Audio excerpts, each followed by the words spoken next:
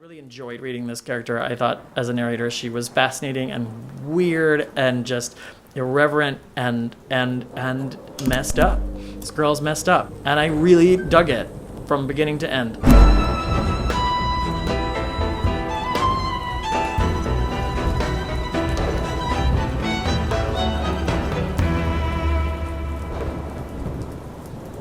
Hello everybody, how's it going? Welcome back to Reading in the Dark. This is my October wrap-up. As I said in my last video, I thought I was going to put September and October together, but it turns out I have more to say about these books than I thought I would, so I'm separating the videos. So the first book I read in October, of course, was the new Tess Gerritsen gothic, I think they called it a thriller. It's really more of a romantic suspense novel, in my opinion.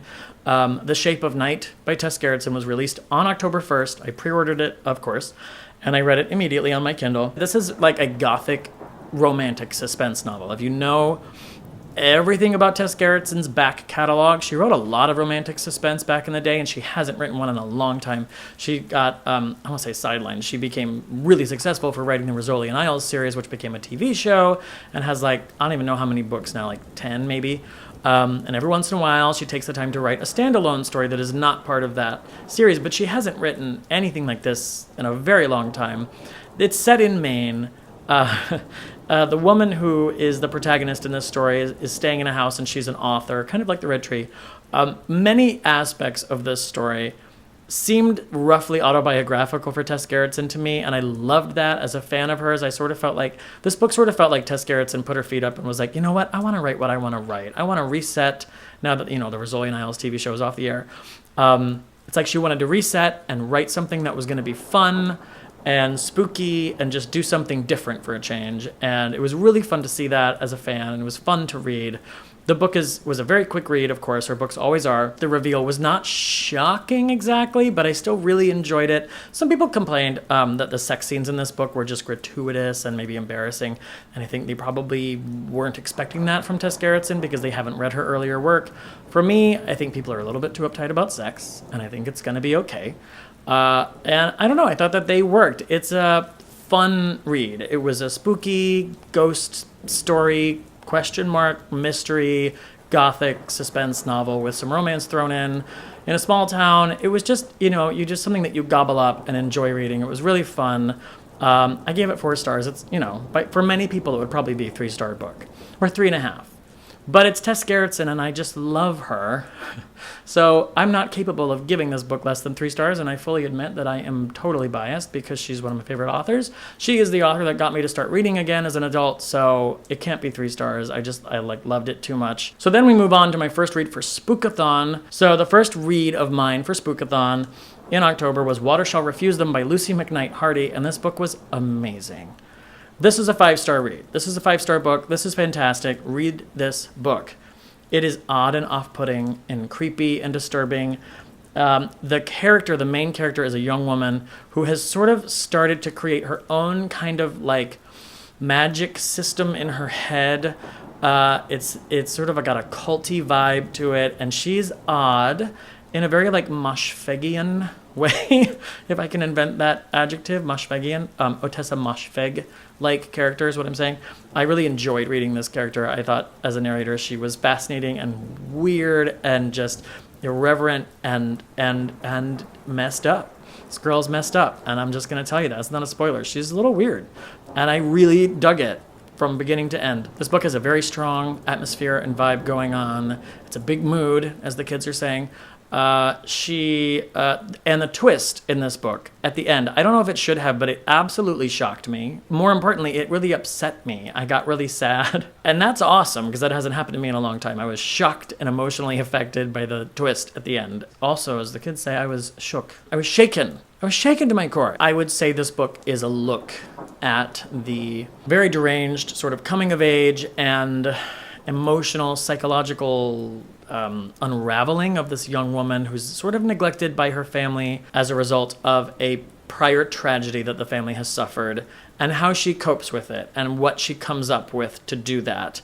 And this young man in this new town that they're staying in for, I think, for the summer, as they rent another weird house, who may or may not be as weird as she is.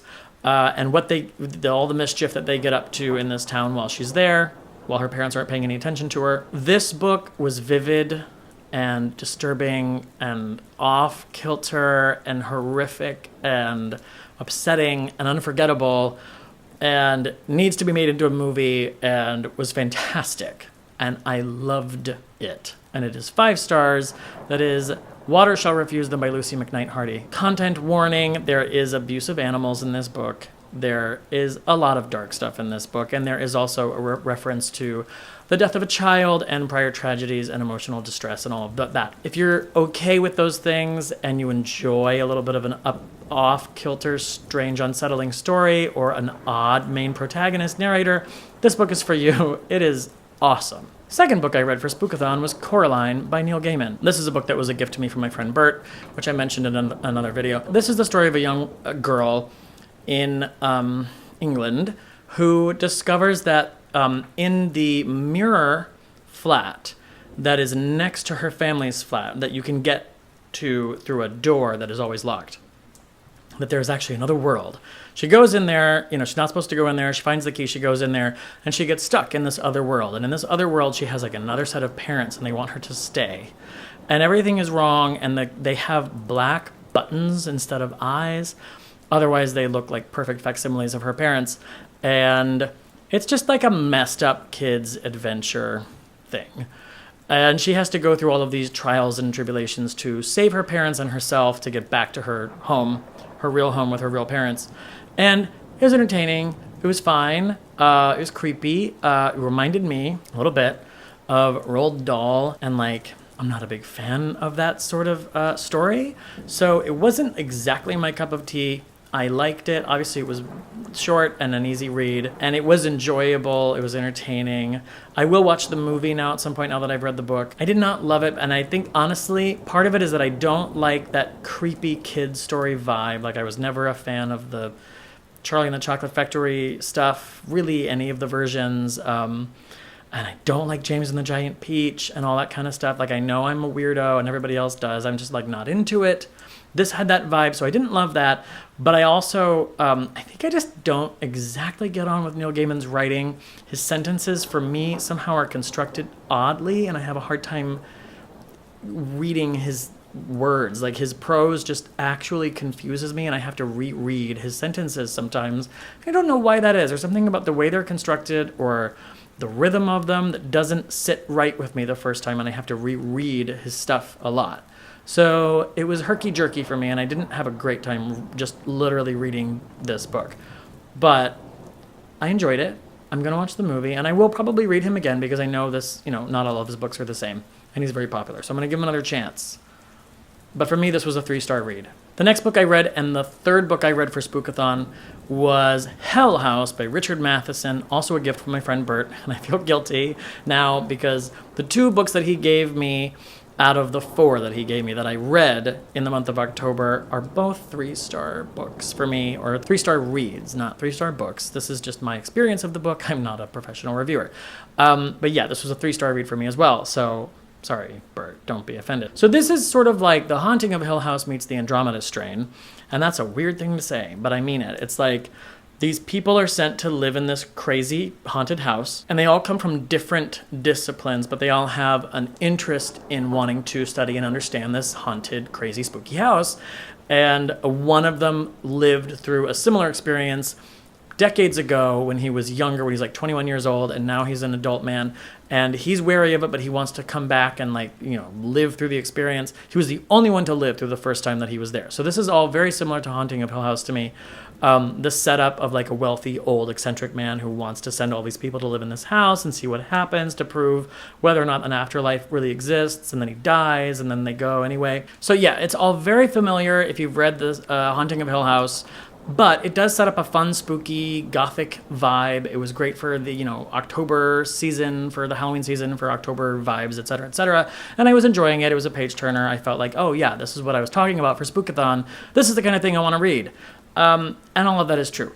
Then it slowly started meandering into some territory that I did not love, which basically the supernatural terror and violence that starts to take place in the house takes a turn towards so much gore and so much sexual violence that it became really like trying too hard for me, and it became very like almost Evil Dead territory gore in terms of how it was described, and really became obsessed, as did the entire book, with female sexuality. The book equates sexual orientation in any form that deviates from like heteronormative behavior with, you know, demonic possession and evil and perversion and corruption.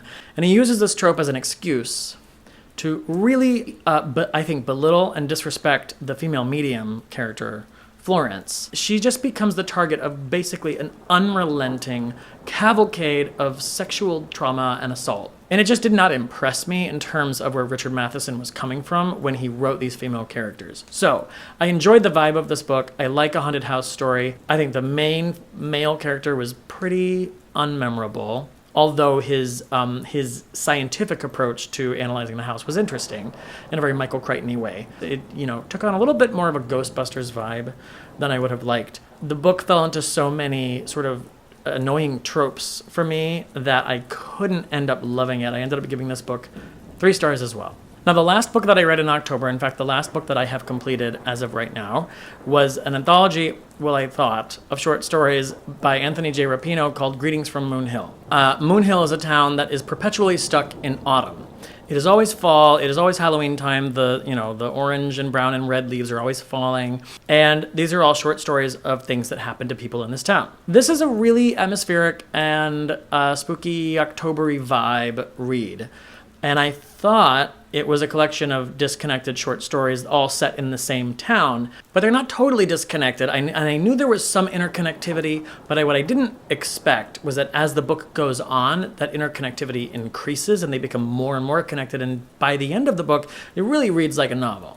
I think I would have enjoyed this more if it had actually just been presented as such. It just felt like I was reading short stories that then started to connect, and then it became a novel, and I felt like the book didn't know what it was. I also found the vibe of the stories and what happens in the town to have been a little bit more goofy, fun spooky than truly horrific and scary spooky, so it didn't deliver the exact vibe I was expecting or the exact vibe I was hoping for. As a result, I didn't love this as much as I wanted to. It's still enjoyable. I still liked it. If you love Halloween and you want to read weird, spooky, somewhat unsettling, and often sort of goofy, dark, almost campy horror stories that are set in a Halloween town, then this is the read for you, because that's basically what this book is, or at least that's how it came across for me. So that's Greetings from Moon Hill. I didn't love all of it, but there were a lot of stories in here. There was a lot of creepy weirdness. It went to places I was not expecting. So that's Greetings from Moon Hill, and I gave it 3 stars. And that was the last book that I read. What I'm currently reading is Dracul by Decker Stoker and J.D. Barker. I wanted to finish that before Halloween, but see, one of the downsides of loving Halloween so much and loving reading so much is that because I love Halloween so much, I throw a party every year and I do all of these Halloween related things, and I went to a pumpkin carving party and stuff. And so I actually have less time the week of Halloween to read because I'm enjoying Halloween. I didn't get through Dracul. In fact, I'm only about maybe 15-20% of the way through, but I am enjoying it very much. It reminds me very much of Dracula, which is, I think, the goal, so that's good. Now, I'm about to go on vacation, so I'm going to be on a plane tomorrow, and I'm going to spend the next 2 weeks in California with my family. And I'm going to have my Kindle with me. I'm not bringing any physical books because I don't want to check a bag. But I will be reading while I'm with my family. I have no real plans while I'm there. I'm just basically going to go there and chill out. I bought a Kindle edition of Dracul, even though I already own the physical copy, just because I don't want to carry that chunky book on the plane. I don't want to get it damaged, and I don't want to forget it or lose it. So I'm going to finish this book, and I'm hoping to get through maybe 3 books while I'm on vacation. We'll see. As I said, I think I'm going to have a lot of time. Between September and October, I have to say I had some really good reading experiences, which is not shocking because I read a lot of books in a genre that I really enjoy. Books like The Red Tree and Watershell Refused Them and Sing Unburied Sing are going to stick with me for a long time. So I read some new favorites, and that is fantastic. So glad that I'm back to my reading. This is my first wrap-up since my channel has come back to life. Thank you guys so much for being here. Now, don't worry, I'm going to have videos that are automatically posted while I'm on vacation. I have been scurrying away in the background, making videos to post, I think on Wednesdays while I'm gone. I'm going to try to vlog while I'm on vacation. I won't post the vlog until I'm back because I'm going to actually enjoy my vacation. But I'm going to take a bunch of video, I'm going to put it together when I get back, and you'll have some stuff to look forward to, including my TBR for November. So, with that all said, thank you guys so much for being here. I appreciate you guys hitting that thumbs up button if you like this video. Even more so, I appreciate you subscribing to my channel if you have not already. Remember that the comment box is your friend. If you have any comments or suggestions, book suggestions that are burning a hole in your mind and you want to tell me about them immediately, or you think I'm a moron for not loving Coraline more, write it in the description box. Just don't be mean to me because I don't have to respond to you if you are. And until next time, I will be here in the dark reading.